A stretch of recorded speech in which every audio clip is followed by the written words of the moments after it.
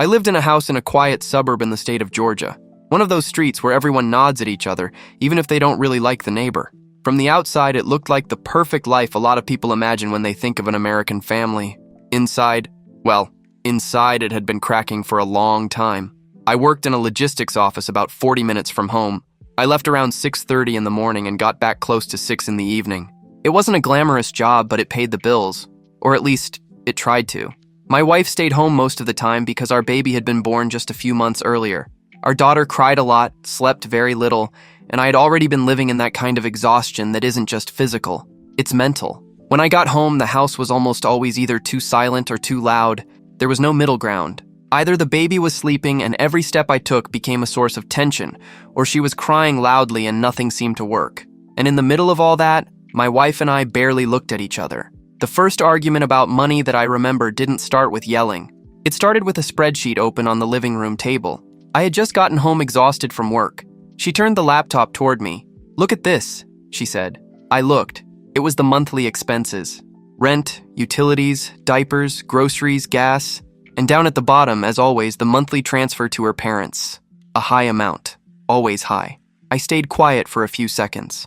Not because I had nothing to say, but because I was already tired of saying the same things. "Maybe, now that we have a baby, we need to rethink this," I said slowly. Her face tightened immediately. "You want my parents to go without?" she replied. That was always the beginning. I explained that it wasn't that I just wanted to reduce it a little, that our costs had gone up, that our daughter needed things, that we also had to think about the future, and she always turned that into a moral accusation. Her parents lived in another state. They had been teachers their entire lives, simple people. They retired poorly, made some bad investments, lost almost everything they had saved. Since then, my wife and I covered a large part of their life, every month, without delay. At the beginning of the marriage, I accepted it, truly. They were polite with me, kind. They said thank you. I thought it was temporary. 5 years into the relationship, 3 years married, it was still routine. And now there was a child in the middle of it. At night, when the house finally went quiet, we ate dinner almost without exchanging words. Sometimes I remembered the beginning, the way my wife used to laugh out loud, the way she would pull me by the hand at parties, the way she said we were going to build everything together. Those memories came like small cuts, quick, uncomfortable. The arguments became more frequent after our daughter was born. Everything turned into money, diapers, formula, doctors, and in the middle of it all, always that untouchable monthly transfer. When I insisted, she raised her voice. I started having contradictory thoughts. Maybe I'm being selfish. Maybe I'm being taken advantage of. Maybe this is just a phase. Maybe this will never change. One day I got home earlier from work. Something rare. I opened the door slowly. I found my wife sitting on the edge of the bed, holding our daughter, staring at nothing. "They called again," she said without looking at me. I knew right away who they were. "They're struggling this month." I took a deep breath, looked around. The dresser with the broken drawer, the wall with peeling paint, the baby clothes scattered around. "They always are," I replied. She lifted her eyes toward me, already on the defensive. That night we fought badly. Loud voices, doors slamming. I slept on the couch, staring at the ceiling, thinking that this couldn't be the rest of my life. But at the same time, I still believed it could be fixed. I still believed it. I was never the type to play the lottery. I always thought it was a way of throwing money away. I had never won anything in the raffles I joined. My father used to say that taxes were already enough. But that week I was so out of my head that anything that broke the routine felt like a good idea. I had just gotten off work. I went into a convenience store near the highway, more on impulse than desire. I went to the counter to pay and saw the state lottery poster behind the cashier. Jackpot. I don't remember exactly what went through my head. Maybe nothing. Maybe just that stupid feeling of whatever. I asked for a ticket. She handed it to me. I folded it and shoved it into my wallet without even looking. At home, the atmosphere was strange. Our daughter was sleeping in the bedroom. My wife was in the kitchen. Heavy silence. We ate dinner almost without speaking. After that, I went to the living room, sat on the couch, grabbed my wallet to look for a receipt, and the lottery ticket fell onto the floor. I picked up my phone and typed the numbers into the official website, one by one, with no expectations at all, just out of curiosity. When the last number matched, my entire body went cold. My hands started shaking without me wanting them to. I checked 3 times, then 2 more. I closed the site, opened it again. Everything the same. It wasn't an absurd jackpot, the kind that changes generations, but it was money enough to change our life, pay off debts, give our daughter comfort, breathe. My first reaction was to go tell her. I ran to the kitchen. "I won," I said. She looked at me like I had said the trash needed to be taken out. "Won what?" she asked. "The lottery." Was all she said.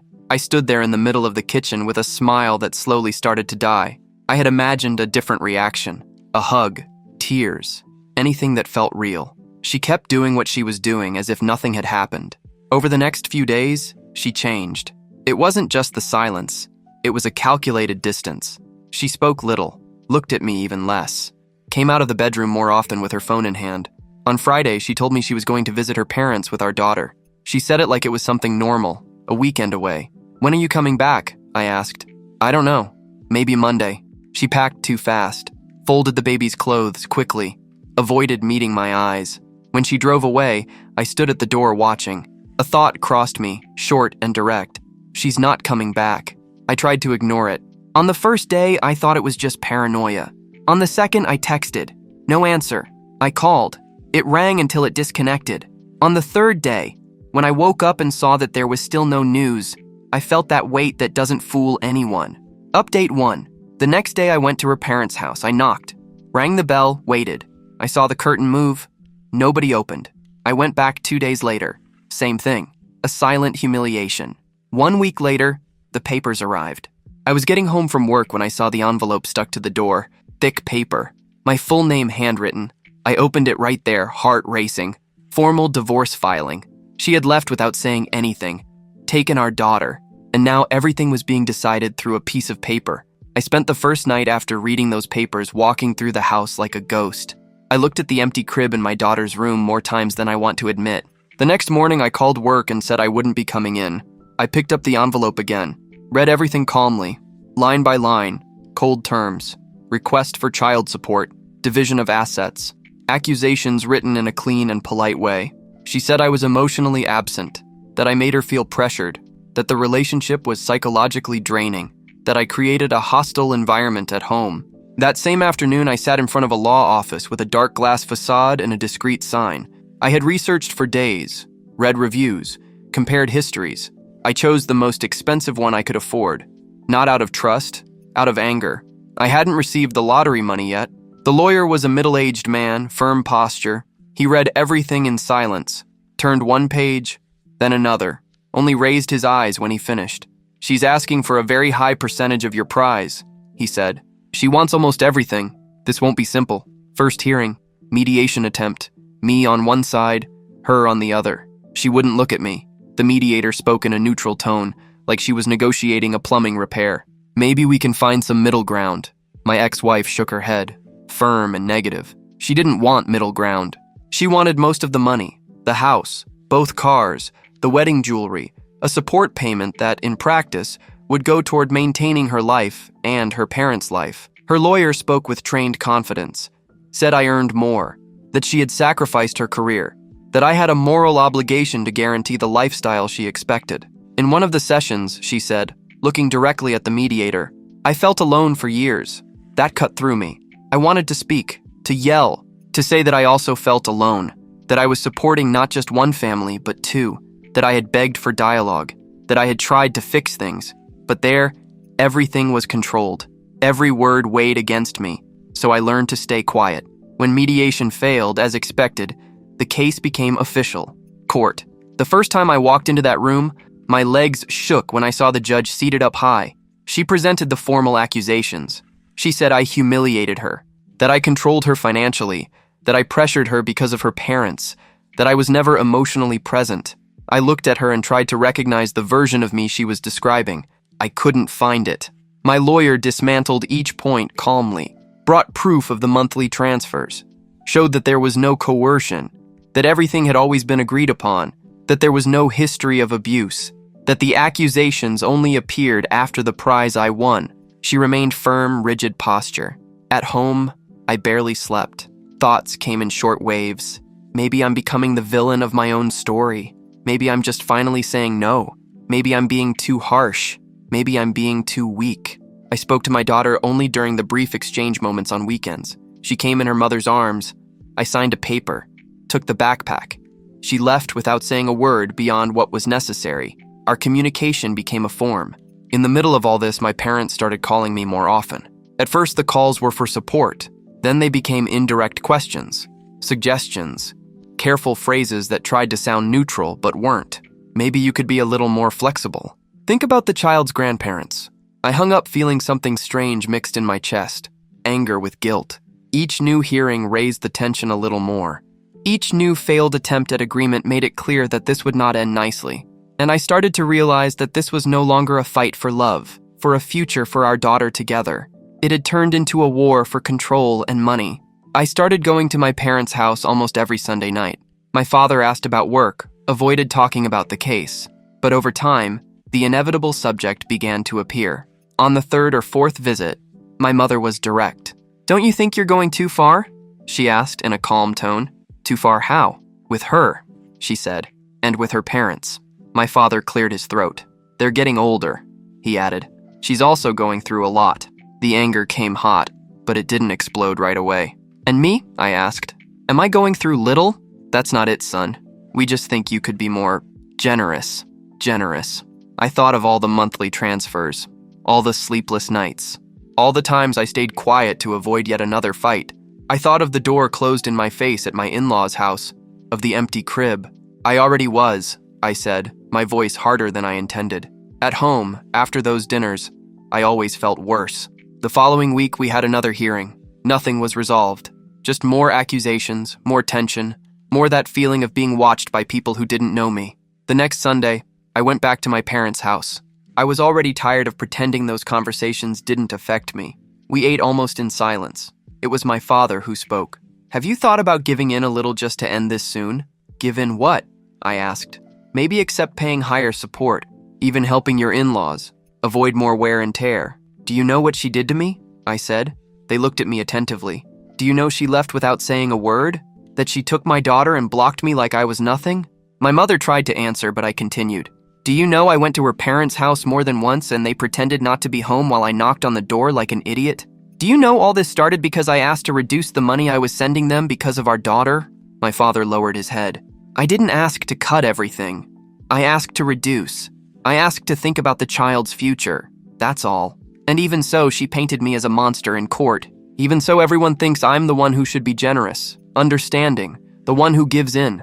Then a short, ugly, hard-to-control cry came. "I loved that woman," I said. "I truly thought we were going to grow old together." I cried there like I hadn't cried since I was a child. It wasn't just sadness, it was exhaustion. It was accumulated humiliation. It was anger with nowhere to go. "We didn't want to hurt you," my mother said. "We just didn't understand everything." "Do you understand now?" I asked. "We do." That night, I went home a little lighter, but still with the bitter feeling that I was dealing with all of this almost alone. And deep down, I knew worse was still coming. Update 2. That afternoon, I wasn't expecting anyone. I was in the kitchen, leaning against the counter. Knocks on the door. 3. Slow. Precise. I already knew who it was. I opened. She was there, lightly wet from the rain, hair tied up any which way, coat closed up to her neck. There was a strange tiredness on her face. It wasn't just physical. It looked like the tiredness of someone who had been rehearsing a speech for days. "Is our daughter already asleep?" she asked, without greeting me. "She is," I replied. "Can I come in?" I thought about saying no, thought about slamming the door in her face, but I ended up making room. We sat in the living room, one at each end of the couch. "I'm sorry," she said. I didn't answer.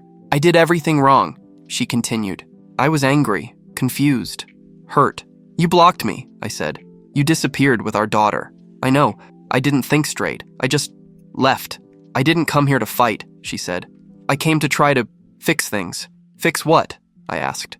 "Negotiate," she answered. "I didn't deserve anything that happened after the lottery. None of this should have gone that way. I ruined everything." I kept my eyes on her and said, "You ruined it when you decided to leave without talking to me." A tear slowly ran down her face. "I know," she said, "and I paid dearly for that. The lawyer costs are sinking me," she continued. "My parents are doing what they can, but it's not enough. After this is over, I'll have to live with them for good. I'll have to use part of the money to help them, like we did before." She looked at me then, directly. "I just wanted you to reconsider the support amount." "For you?" I asked.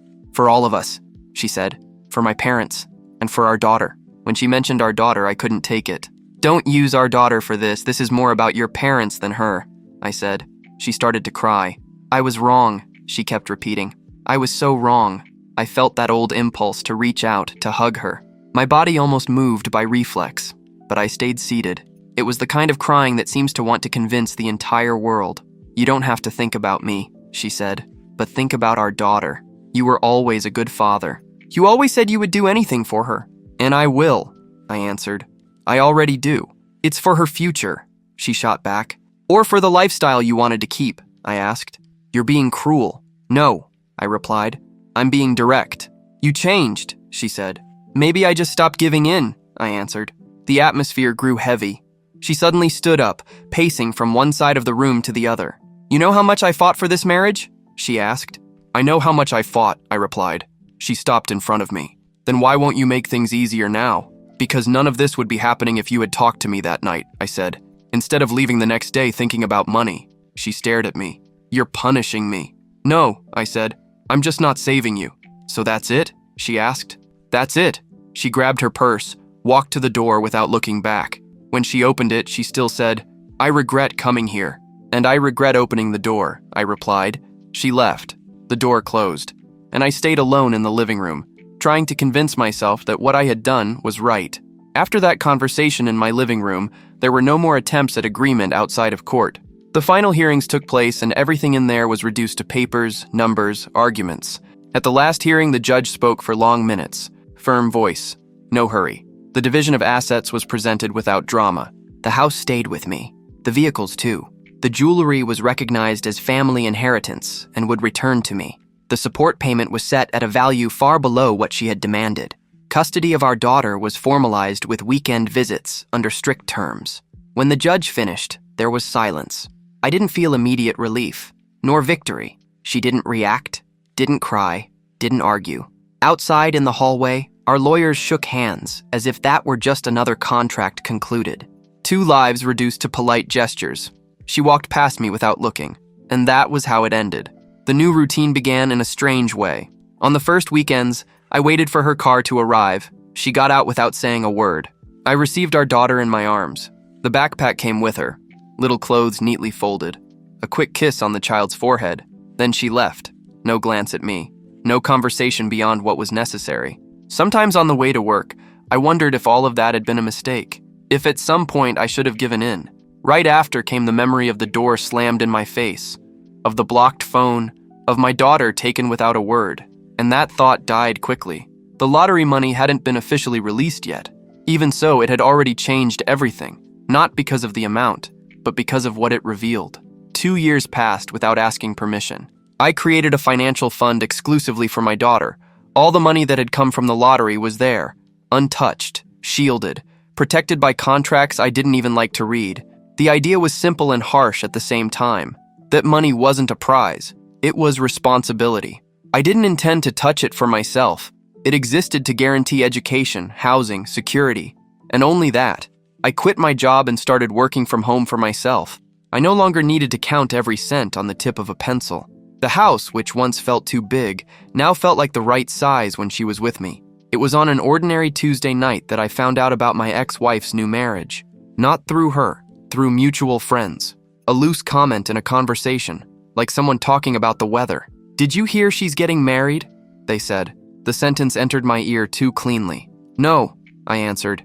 She announced it on social media.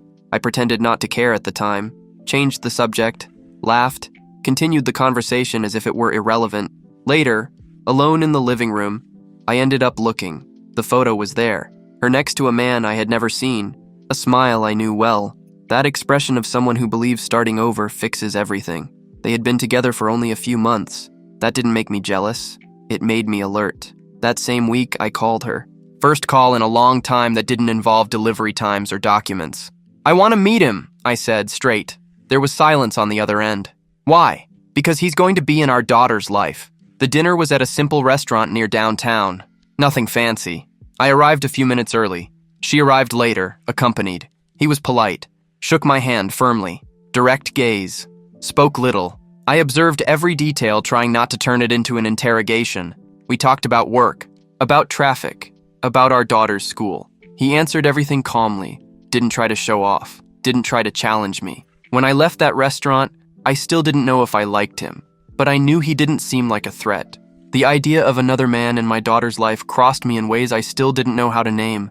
I think my request to talk to the stepfather opened a gap for my ex-wife to try something else, but the pressure didn't come back all at once.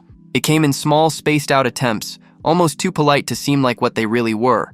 First was a short message on some random afternoon. "We need to talk about our daughter's future." I replied that her future was already being taken care of. A few days later, a call. "I heard you created a fund for her." "Yes," I replied. The request came disguised right after. "Maybe I should be listed as responsible too, for security. You know that money also impacts her life when she's with me," she began. "And that's exactly why it's protected," I replied. "But if something happens to you, I should be able to manage it." That's when it became clear. "You want access," I said. She didn't deny it. "I just want to make sure she's safe." "She already is," I replied. The atmosphere grew heavy fast. "You don't trust me even for this?" she asked. "After everything, should I?" I shot back. She got irritated. "That's not fair. Fair was me supporting 2 households while only asking for dialogue," I said. She fired back. "You don't get over it." "I do," I said, "but I don't forget." She still tried a few more times in the following weeks, always changing the tone. Sometimes concern, sometimes anger, sometimes fake gentleness. In all of them, my answer was the same. No. That's when I went back to my lawyer. We updated clauses, reinforced protections, established clear conditions for use of the fund. Education, housing, real emergencies. Nothing beyond that. Nothing that could be manipulated by third parties. When everything was finished, I felt something rare inside me. Relief without fear. Not long after that, something unexpected happened. I met someone at church. Silly conversation at first. Casual laughter. She didn't know anything about my story at first. And I made a point of telling it little by little, without dramatizing. When I talked about my daughter, the hard years, the fund, the reasons behind certain decisions, she didn't react with pity or exaggerated curiosity. She just listened, and that was new. At some point, I caught myself truly laughing again. I took a long time to introduce my daughter. I did everything in my own time, carefully, without rushing. When I did introduce her, it was simple. A meeting at the park. No labels. Just people getting to know each other. I don't hold hatred toward my ex-wife. I also don't hold nostalgia. What existed had its time.